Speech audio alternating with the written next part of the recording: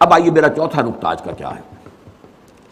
یہ جو اسلام کی گلوبلائزیشن ہوگی، گلوبلائزیشن آف اسلام، جو میں نے کہا مستقبل بعید میں یہ تقدیر مبرم ہے، ہو کر رہی، اس کے دو فیزز ہوں گے لا محالہ. پہلے کسی ایک ملک میں اسلام قائم ہو اور پھر وہ گلوبلائز ہو جائے.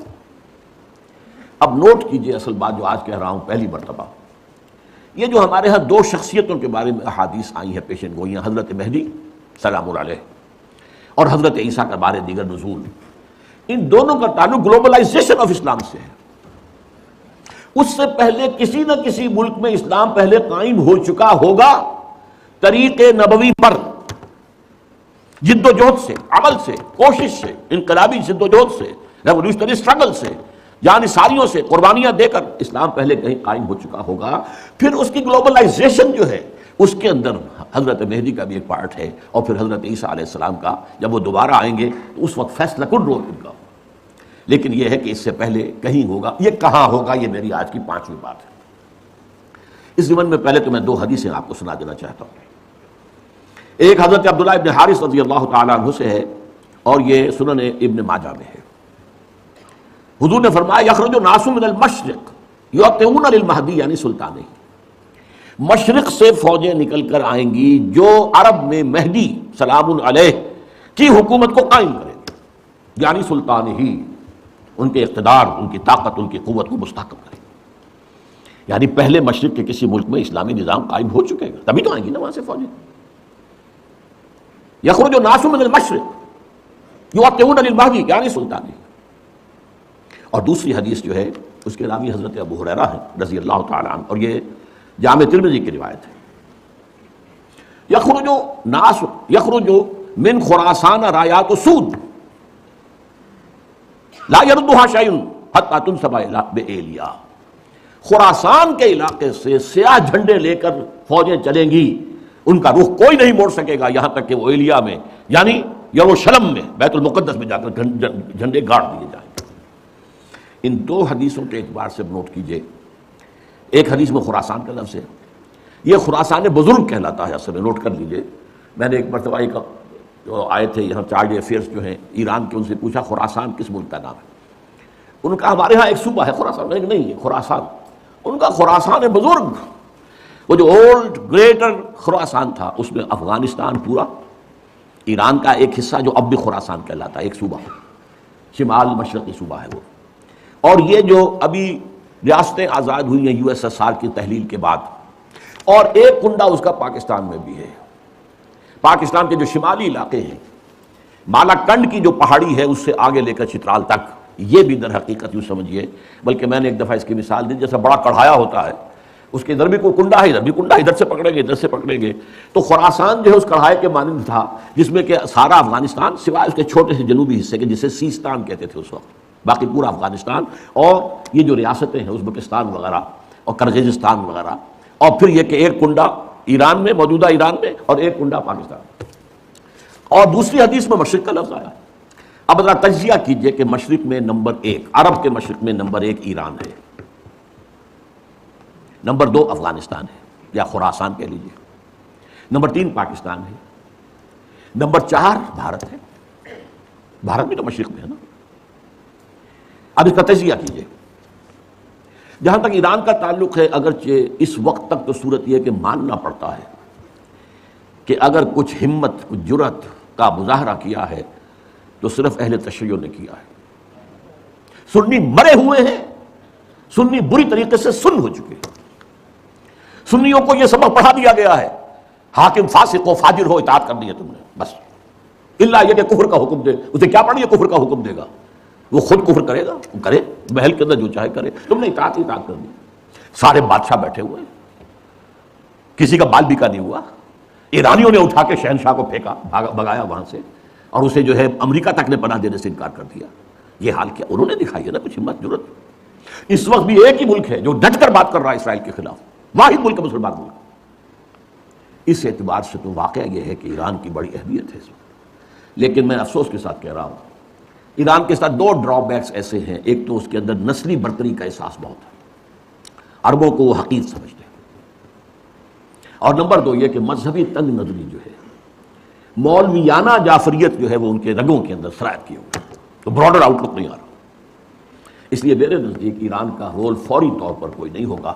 البتہ یہ ہو سکتا ہے کہ گلوبلائزیشن کا جب مرحلہ آئے گا اسلام کا، اس وقت حضرت مہدی سلام علیہ کا ظہور ہو چکا ہوگا، تو شاید اس مرحلے پر ایران کام کرے. اللہ عالم. اب باقی تینوں ملکوں پہ آئیے، افغانستان یا خراسان، پاکستان، بھارت. ایک عجیب تاریخی حقیقت کی طرف توجہ دلا رہا ہوں. تاریخ میں بہت سے ایسے دور گزرے ہیں ہندوستان کی عظمت کے جس میں یہ تینوں ملک ایک تھے. وہ اشوکا کا دور ہو، وکرماجیت کا دور ہو، وہ چندر گپت موریہ کا دور ہو. آپ کو معلوم ہے بدھزم جو ہے اس کا سب سے بڑا مرکز تو افغانستان تھا. سب سے بڑا بت جو ہے وہ تو بامیان میں تھا جسے گرایا ہے جو طالبان نے. بدھا کا سب سے بڑا مجسمہ وہاں تھا. یہ سارا در حقیقت جو تہذیب، گندھارا تہذیب، یہ قندھار کیا ہے؟ گندھارا تہذیب جو ہے یہ تو بدھ مت تہذیب تھی. تو یہ تقریباً ایک ملک رہے. پھر پٹھانوں کے دور میں ایک رہے، پھر مغلوں کے دور میں ایک رہے. اور یاد میں اب تاریخی بات یاد دلا رہا ہوں، کوسی جن نے کہا تھا یہ 1971 میں جب یہ بنگلہ دیش کا ہمارا فال ہوا ہے، اس کی تجویز تھی کہ ایک حکومت قائم کی جانی چاہیے، the United States of the Great Indian Peninsula. اس میں افغانستان، پاکستان، بھارت، بنگلہ دیش کو شامل کیا جائے. بہرحال یہ چیزیں میں نے، اور اب جو کچھ ہو رہا ہے ظاہر بات ہے کہ جب ہمیں دیکھ لیا کہ کمزور ہو رہے ہیں، ان کے پاؤں تو لڑکھڑا ہی رہے ہیں، یہ تو خاتمے کے قریبی ہیں، تبھی تو امید ہو رہی ہے انہیں کہ کوئی کنفیڈریشن ہو جائے. اڈوانی صاحب نے کھل کر کہا، آج سے پہلے تو کسی نے نہیں کہا تھا. ابھی ہمارے پاؤں جمے ہوئے تھے زمین میں، اب وہ لڑکھڑا رہے ہیں. بہرحال اس اعتبار سے ہم نہیں کہہ سکتے کہ یہ تینوں ملک جو ہیں ان میں سے اللہ تعالیٰ، ظاہر بات ہے کہ پہلے تو ہمیں سب سے زیادہ توقع جو پاکستان سے تھی. پاکستان اسی لیے بنایا گیا تھا، اس میں ہم فیل ہو چکے ہیں. It has to be admitted. ہم اپنا وجہ جواز کھو چکے ہیں، رضوان دیت ختم ہو چکا ہے.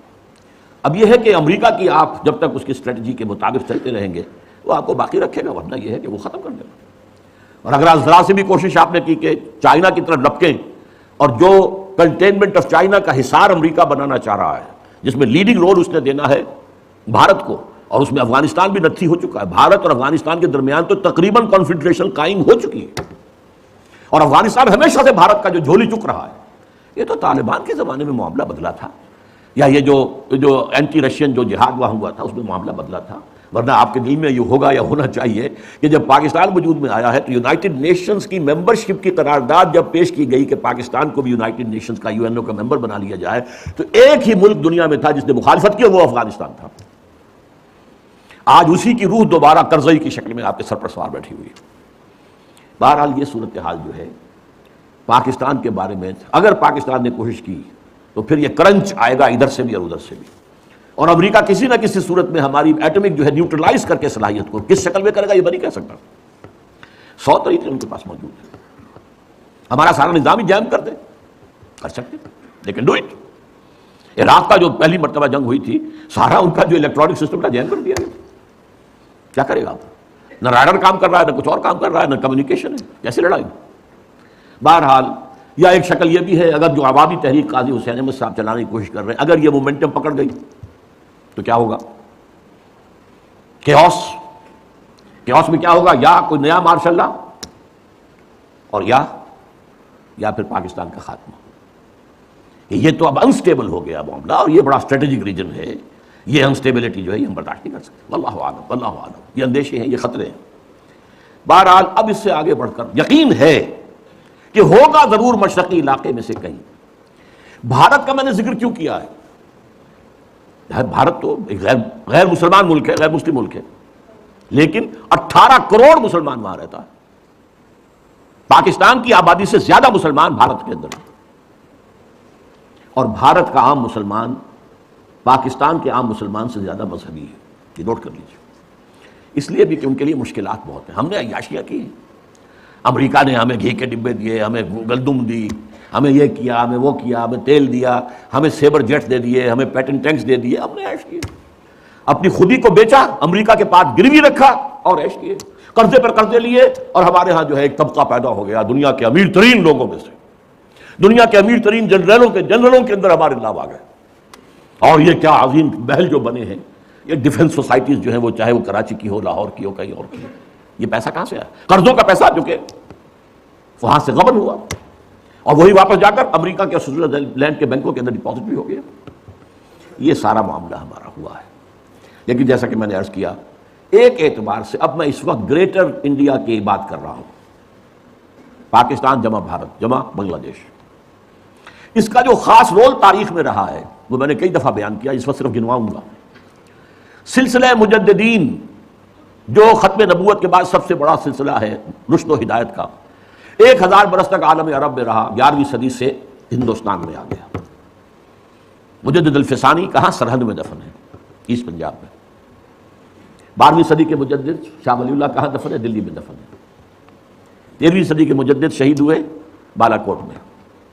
14ویں صدی کے مجدد دفن ہے دیوبند میں.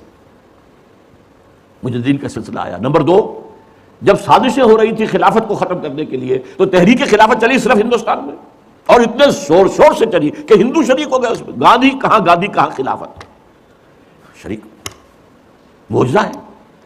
پھر ہر جگہ پر مسلمانوں نے آزادی حاصل کی لوکل نیشنلزم کی بنیاد پر، عرب نیشنلزم، ملئی نیشنلزم، اور مسلمانوں نے ملک بنایا پاکستان اسلام کی بنیاد پر، مسلم نیشن ہوڈ اسلام کے نام. پھر یہ پاکستان وجود میں آیا ہے معجزے کے طور پر. اس میں میری کتاب ہے، کاش کہ آپ لوگوں کے پڑھنے کی کوئی عادت ہو، دلچسپی ہو. استحکام پاکستان کے نام سے کتاب میں نے ثابت کیا پاکستان کا قیام معجزہ تھا. اور سب سے بڑی بات، پاکستان لیلۃ القدر میں نازل ہوئی. اللہ تعالیٰ نے ہمیں کیا کیا چیزیں عطا کی تھیں جن میں سے ہم نے کسی کا حق ادا نہیں کیا. بہرحال بھارت کا معاملہ اب دیکھیے، اگر تو مشرق کا معاملہ لیا جائے تو پاکستان اس میں میرے نزدیک سر فہرست تھا. اب بھی میں رائٹ آف نہیں کر رہا ہوں، ہو سکتا ہے پاکستان میں یہ پہلے بھی ایک معجزے سے قائم ہوا تھا اور اب بھی ہو سکتا ہے معجزہ ہو جائے. پھر دلوں کو یاد آ جائے پیام سجدہ، اور پھر جبھی خاک حرم سے آشنا ہو جائے. ہو سکتا ہے. پھر دلوں کو یاد آ جائے گا پیغام سجود، پھر جبھی خاک حرم سے آشنا ہو سکتا ہے. معجزے کے طور پر ہوگا. حالات اس کی طرف کوئی امید افزا صورتحال ہمیں نہیں دکھا رہے. اب آئیے یہ ہوگا کیسے. اس کیسے کے پہلی بات تو یہ ہے کہ پہلے کیسے ہوا تھا ویسے ہی ہوگا، اور اس کیسے کے 2 حصے ہیں. پہلے افراد کو تیار کرنا، افراد میں انقلاب برپا کرنا، دین کو افراد پر قائم کرنا، پھر افراد کا جمع ہو کر ایک طاقت بننا، اور کفر سے اور الحاد سے اور مادہ پرستی سے اور باطل سے اور طاغوت سے ٹکرا کر جانے دے کر اللہ کے دین کو قائم کر دینا. یہ 2 مرحلے ہیں. پہلے انسان معرزوست، پہلے انسان تو لاؤ بھائی. یہ جو زیروز ہیں ان سے کیا بنے گا؟ آدمی لاؤ. وہ آدمی جن میں یقین ہو دل کے اندر، وہ آدمی جن کا کردار پختہ ہو، وہ آدمی جن کی زندگی جن کے دل سے ہر آرزو نکل جائے سوائے اللہ کی رضا کے اور آخرت کی فلاح کے. آؤ لاؤ آدمی لاؤ. یہ پہلا مرحلہ ہے. 12 برس تک مکے میں یہ کام ہوا ہے، اور میں ابھی پرسوں جمعے میں تقریر کر چکا ہوں. اس کے لیے عنوان کیا ہے؟ جہاد بالقرآن.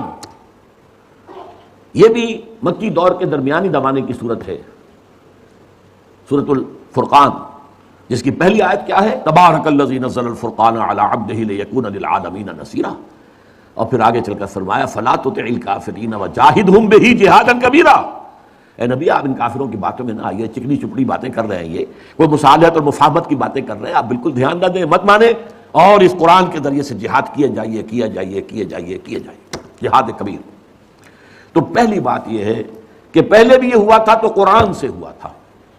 دوسرا مرحلہ افراد کی تیاری کے بعد، وہ میں آج زیر بحث نہیں لاؤں گا. اس کے لیے میری کتاب جو ہے منہج انقلاب نبوی کا مطالعہ کیجیے. اللہ آپ کو ہمت دے، توفیق دے. یا اس کے خلاصے کے طور پر انقلاب، رسول انقلاب کا طریقہ انقلاب پڑھیں، ورنہ بات بہت لمبی ہو جائے گی. پہلے ہے انسانوں کا بدلنا، انسانوں کو بدلنا، اور وہ قرآن کے ذریعے سے بدلا ہے. اتر کر حرا سے سوئے قوم آیا اور ایک نسخہ کیمیا ساتھ لایا. هو الذی ینزل علی عبدہ آیات بینات لیخرجکم من الظلمات الی النور. تاریکیوں سے نکال کر نور ایمان میں لانے والی شے یہ قرآن ہے. آیات بینات ہے قرآن. تاریکیاں بہت ہیں، نور ایک ہی ہے. نور ایمان واحد، ہمیشہ قرآن میں واحد آئے گا، انوار کہیں نہیں آیا. ظلمات بے شمار ہیں. الحاد کی ظلمت ہے، مادہ پرستی کی ظلمت ہے، شرک کی ظلمت ہے، انکار آخرت کی ظلمت ہے. یہ ظلمتیں تو بے شمار ہیں. فرائڈزم ہے اور ڈارونزم ہے اور مارکسزم ہے، یہ سب ظلمتیں ہیں. ان تمام ظلمتوں سے نکال کر نور ایمان کی طرف لانے والا قرآن ہے. غالب ہوئے تھے مسلمان تو اسی کی بدولت، اور گرے ہیں تو اسی کو پیٹھ دکھا کر. وہ زمانے میں معزز تھے مسلمان ہو کر، اور تم خوار ہوئے تاریخ قرآن ہو کر. میں جب 5ویں جماعت کا طالب علم تھا تب میں نے یہ شعر پڑھا تھا. اس وقت سے میرے ذہن کے کسی سب سے نچلی سطح پر یہ کندہ ہو گیا تھا، جیسے پتھر میں کوئی چیز جو ہے کندہ ہو جاتی. میری پوری زندگی جو ہے اس کے بعد جو بھی خدمت قرآن میں گزری ہے، میں سمجھتا ہوں اس میں اس شعر کا جو میرے تحت الشعور کی گہری سطح کے اندر جو ہے ثبت ہو گیا تھا، اس کا اثر. اس کو پھر فارسی میں جو کہا اقبال نے، خار از محجوری قرآن شدی شکوہ سنجے گردش دوران شدی، اے تو شبنم بر زمین افتندئی در بغل داری کتاب زندگی. اے امت مسلمہ تو خار ہوئی ہے، وہی ضربت علیہم الذلۃ والمسکنہ، قرآن مجید کو چھوڑنے کی وجہ سے تو ذلیل و رسوا ہوئی ہے. خار ہے مہجور یہ قرآن شدی، اور گردش دوران کا شکوہ کرتے ہو خام خواہ، اور اب بھی تمہارے پاس کتاب زندہ موجود ہے. اے تو شبنم بر زمین افتندئی، اے وہ قوم، اے وہ امت جو سب شبنم کی طرح زمین پر پڑی ہوئی ہے، اور لوگ اسے اپنے پاؤں تلے روند رہے ہیں، ننگے پاؤں چل رہے ہیں گھاس پر، تاکہ شبنم سے ان کے پاؤں جو ہیں وہ نم ہوں. شبنم کے موتیوں کو توڑ رہے ہیں وہ اپنے پاؤں سے. اے تو شبنم بر زمین افتندئی در بغل داری کتاب زندگی. تو عروج پر بام عروج پر پہنچایا عربوں کو قرآن نے. زوال کیوں ہوا امت کا؟ قرآن کو چھوڑ کر.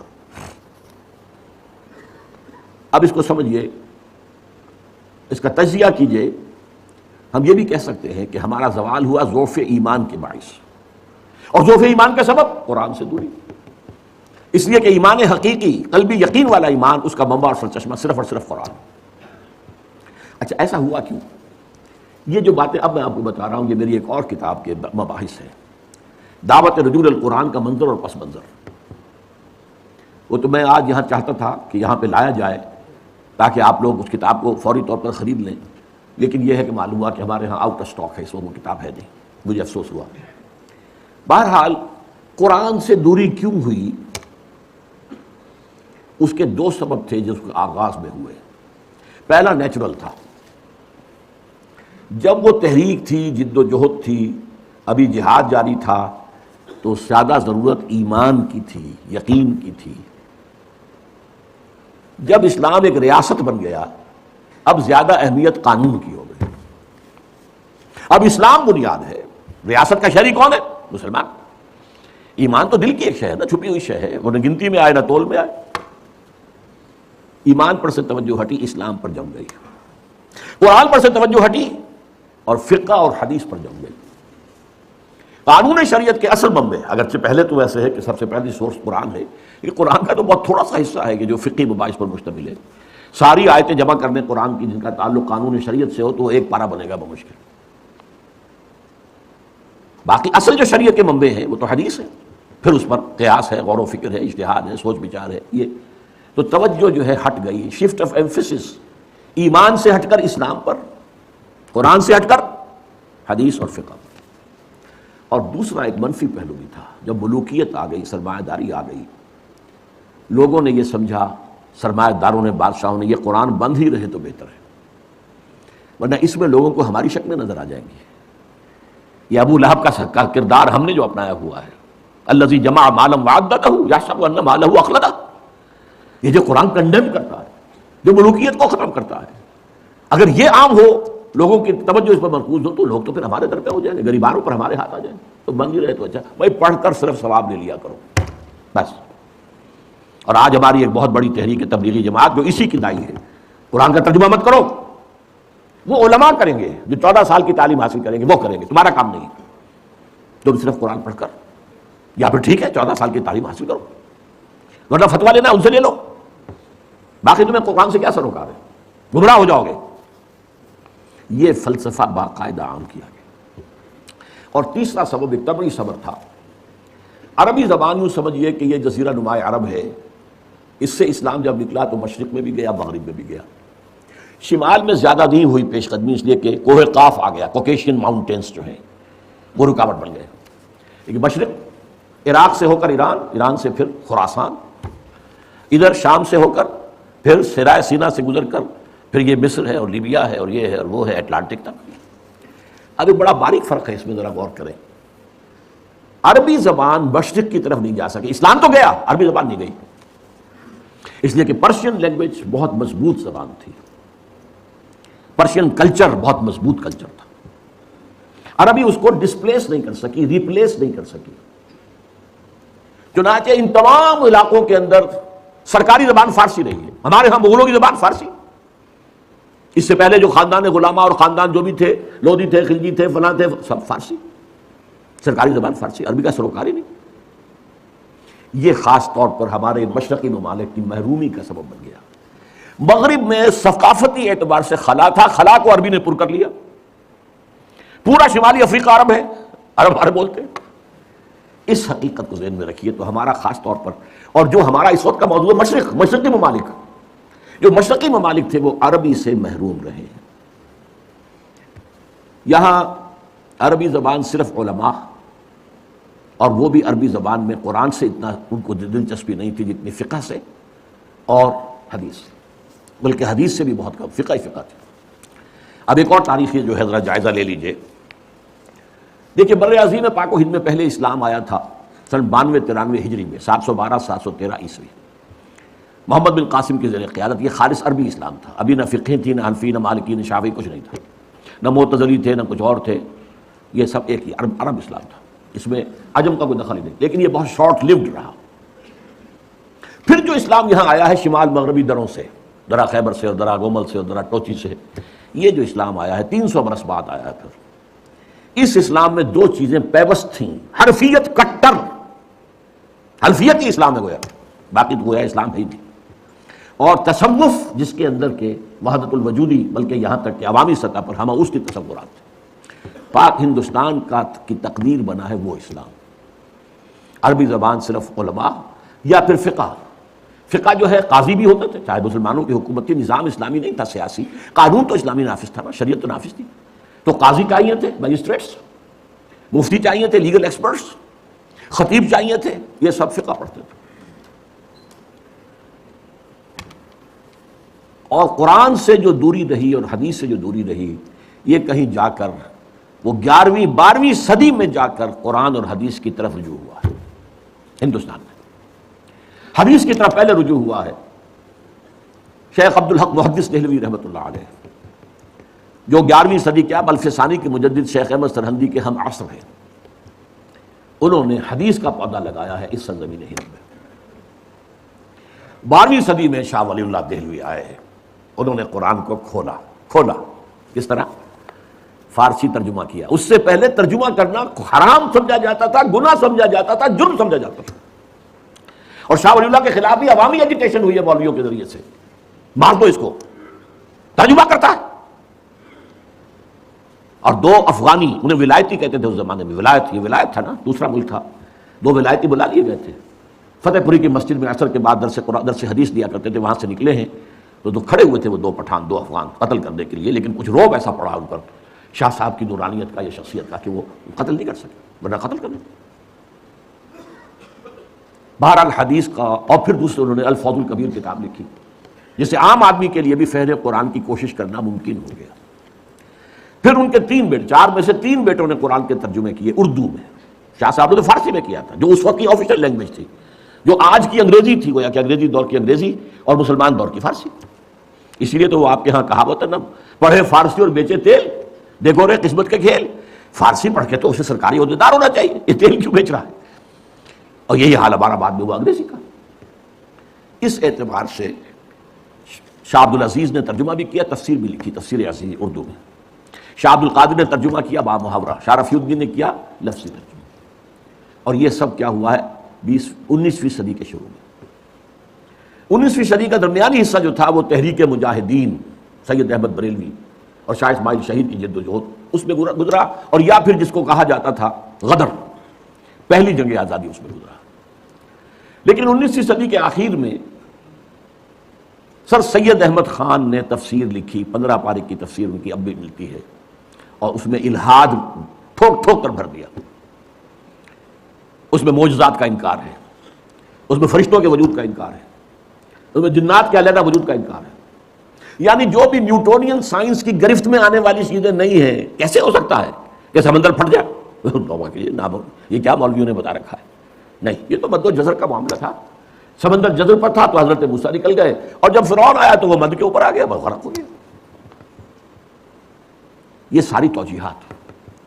فرشتے کوئی نہیں ہے، فرشتے فورسز آف دی نیچر کا نام. اب ظاہر بات ہے کہ سر سید جو ہے وہ ہندوستان میں مسلمانوں کا قومی رہنما بن کر ابھر رہا تھا، اور اس میں کوئی شک نہیں ہے. قومی اعتبار سے بہت مخلص تھا، بہت خیرخواہ تھا، اس میں کوئی شک نہیں. دینی اعتبار سے سخت گمراہ تھا. اس کی تفسیر نے جو گمراہی پھیلانی شروع کی ہے، تب علماء کو ہوش آئی ہے. پھر جو تفسیریں یہاں لکھی گئی ہیں ہندوستان میں اور ترجمے ہوئے ہیں، اس کی کوئی نظیر آپ کو نہ تو پوری مسلم تاریخ میں ملے گی، نہ کنٹمپریری مسلم ورلڈ میں ملے گی. اتنی تفسیریں لکھی. شیخ الہند نے ترجمہ کیا،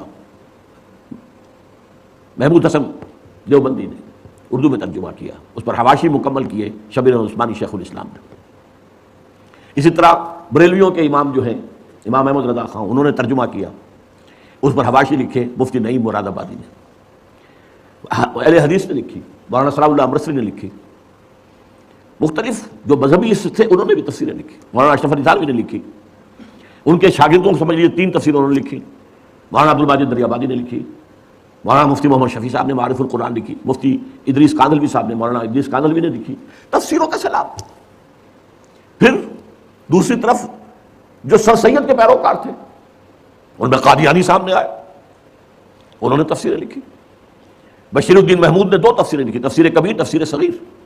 محمود احمد، بشیر الدین محمود احمد. مولوی محمد علی کی تفسیر جو تھی انگریزی کی، وہ بہت مقبول ہوئی، اس لیے کہ اس وقت تک انگریزی میں کوئی ترجمہ اور تفسیر تھی ہی نہیں، اور جدید جو طبقہ پیدا ہو رہا تھا جو مسلمانوں کا انگریزی پڑھ کر انہیں ظاہر بات ہے کہ ضرورت تھی انگریزی میں. اسی طرح علامہ مشرقی سائنٹیفک قسم کی جو توجیحات انہوں نے کی. لیکن یہ میں نے کہا ایک تو رائٹسٹ، ایک لیفٹسٹ. علماء یہ رائٹسٹ، دیوبندی، بریلوی، اہل حدیث، یہ سر سید کے جو چیلے تھے وہ علامہ مشرقی ہوں یا قادیانی ہوں یا یہ کہ پرویزی ہوں، اہل قرآن ہوں. یہ دوسری طرف درمیان میں 3 شاخیں تھیں. ایک شاخ تھی ابو الکلام آزاد، ابو الاعلیٰ مودودی. ابو الکلام کی تفسیر نے آگے تہلکہ مچا دیا تھا، اگرچہ وہ پوری نہیں ہے اور تفسیر بھی نہیں ہے، ترجمہ ہے زیادہ تر، کچھ حواشی. اور مولانا مودودی کی تفسیر القرآن پوری دنیا میں پھیلی، اس میں کوئی شک نہیں. اسی طریقے سے علامہ اقبال اگرچہ مفسر نہیں ہے لیکن ان کا کلام جو ہے اس میں قرآنی حقائق جس طرح سموئے گئے ہیں، میں انہیں مفسر مانتا ہوں. اور ڈاکٹر رفیع الدین جنہوں نے قرآن اور علم جدید نامی کتاب لکھی. تیسرے مولانا فراہی اور مولانا اصلاحی. یہ شاخیں ہیں، اور یہ میں نے آپ کو صرف میری کتاب پڑھی ہے، جب چھپ جائے گی دوبارہ نیا ایڈیشن آ جائے گا، دعوت نزول القرآن کا منظر اور پس منظر. یہ ایک سیلاب آیا ہے اس بر عظیم پاک و ہند میں تفاسیر کا، تراجم کا. اور یہ واقعہ یہ ہے کہ اس کی کوئی نظیر، جیسا کہ میں نے کہا ہے، نہ تو ہماری پچھلی تاریخ دے سکتی ہے اور نہ کنٹمپریری مسلم ورلڈ میں کسی ملک میں اتنا کام ہوا ہے قرآن. اب اللہ کے فضل سے ہم آگے بڑھ رہے ہیں. تحریک رجوع الی القرآن ایک تحریک کی شکل میں، اس کی توفیق اللہ نے اپنے ایک بہت ہی حقیر اور ناچیز بندے کو دی ہے. میں نے اس کام کا بیڑا اٹھایا. 19 برس کی عمر سے میں نے درس قرآن دینا شروع کیا، جبکہ میں جمعیت طلبہ کا کارکن تھا. عربی میں نے ہائی اسکول میں پڑھی تھی، عربی گرامر مجھے مستحضر تھی اللہ کے فضل سے. اور اس کے بعد سے لے کر آج تک میں درس قرآن کا کام کرتا ہوں. ایک تحریک کی شکل میں ہے. یہ کوئی روایتی درس نہیں ہے، میں کوئی عالم دین نہیں ہوں روایتی، میں مفسر نہیں ہوں معاذ اللہ. مجھ سے لوگوں نے کہا آپ تفسیر کیوں نہیں لکھتے؟ میرا اس کی حیثیت ہی نہیں. میں قرآن کا داعی ہوں، مبلغ ہوں، قرآن کا خادم ہوں. قرآن کا پیغام اور قرآن کی حکمت، ان دونوں کو میں عام کر رہا ہوں. لیکن تفسیر لکھنا جو ہے یہ ایک بہت بڑی ذمہ داری کا کام ہے، میں اس کا اہل نہیں ہوں.